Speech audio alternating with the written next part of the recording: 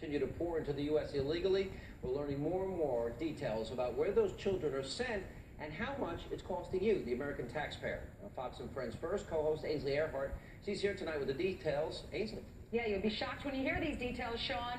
We have new information tonight about what exactly happens to the unaccompanied illegal children once they are apprehended by immigration authorities here in the United States. First, they are turned over to the Office of Refugee Resettlement, where they are then sent to sponsors or to relatives while their individual cases are being processed. And as of this month, the majority have already been placed throughout the 50 states. And out of those 30,000 unaccompanied children that crossed over the border between January and July, the most were released in Texas, New York, Florida, California, Virginia, Maryland, and New Jersey. And while some state leaders, such as Massachusetts Governor Deval Patrick, are welcoming those immigrants, the unaccompanied children have not been met with open arms everywhere else. Remember, a few weeks ago, protesters took to the streets in Marietta, California to stop all those buses from dumping illegal children and adults into their towns. Similar protests also took place in Oracle, Arizona.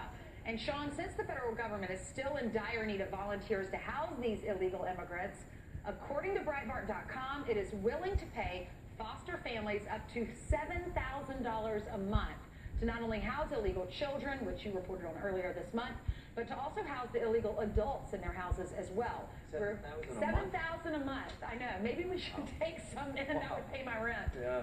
Well, it's such a big number. The other amazing thing about this, they're not telling the governors, they're not telling the mayors, they're not telling the city councils that the children are coming. No, they're finding out online. They're finding out from news reports. Wow. President Obama and his administration not even calling those governors to tell them that the children and those adults are coming to their states. So the government is paying for people that are here illegally. They're paying taxpayer dollars to house them. Exactly. All right, great report. Thank Not $3 billion, Sean.